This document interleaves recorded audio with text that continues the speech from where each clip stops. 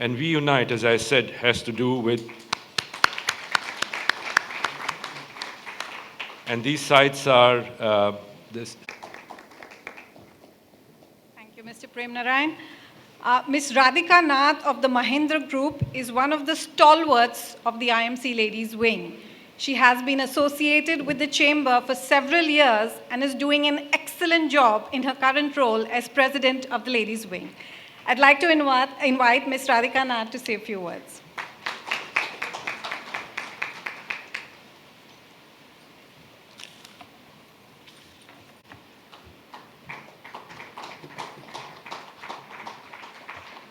I'm sure we can do better than that. There you go.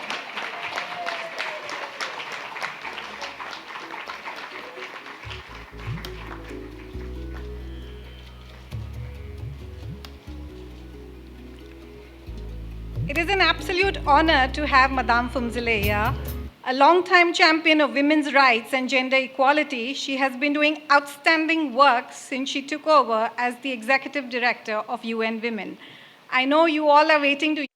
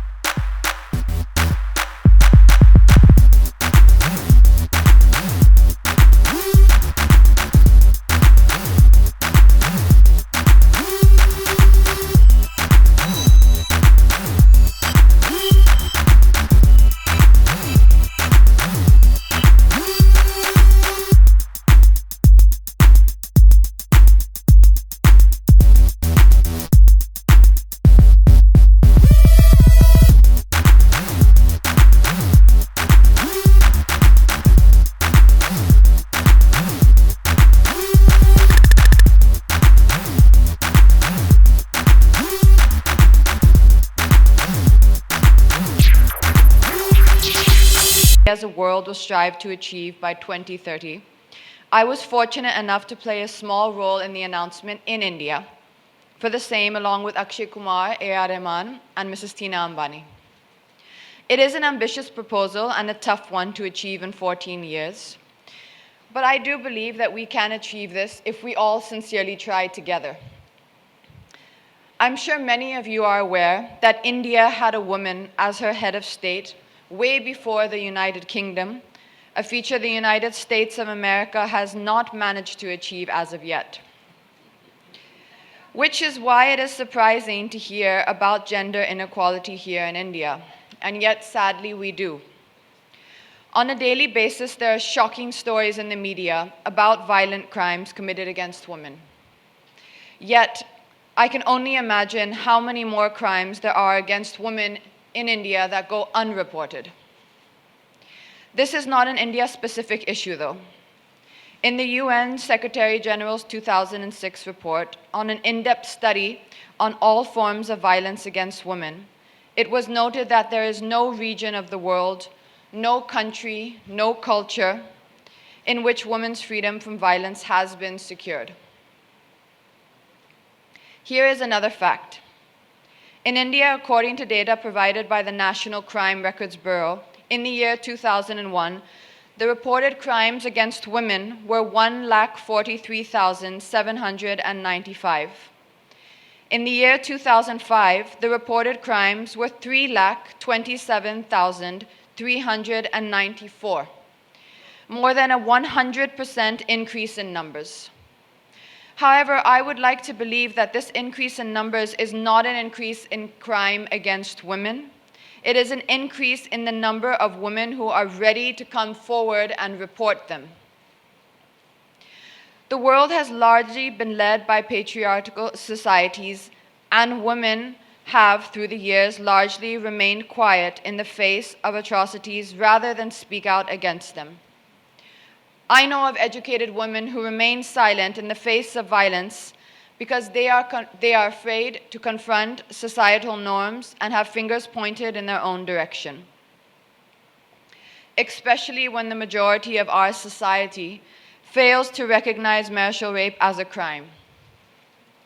I would urge more women to speak out. It is not okay to feel inferior or weak, because we are not the weaker sex by any stretch of imagination. We may be more emotional, but that is what makes us caregivers and mothers. If you ask each person sitting here today who is the strongest person that they know in their lives, I think the unanimous answer would most likely be that it is their mother, as it is in my case. My mother is by far the most amazing woman I have ever known. And as I stand here on this platform, if I do not act and merely speak, I would be doing my mother and every woman in the world a huge disservice.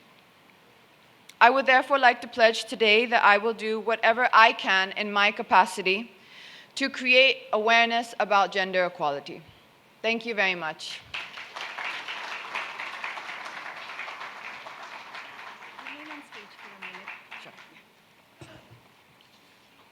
Katrina, thank you so much for being with us. I'd like to invite our sponsor for today's conference, Mr. Rizwan Adatia, to present a small memento to Katrina as a token of our appreciation for her being here today.